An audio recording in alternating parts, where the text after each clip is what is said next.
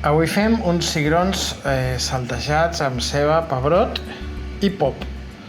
I a part d'això hi posarem una miqueta de tomàquet sofregit. Comencem la recepta fent un sofregit de ceba fins a aquest punt, uns 10 minuts, que hi afegirem el pebrot, també tallat a daus.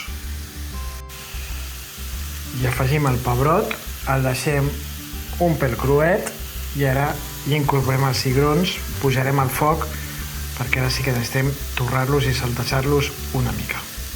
Hi posarem sumac.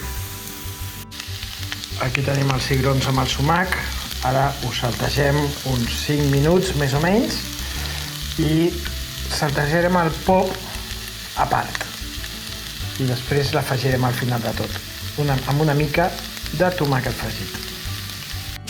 Una mica abans d'afegir el pop als cigrons, el saltegem a part en una paella amb una mica d'oli.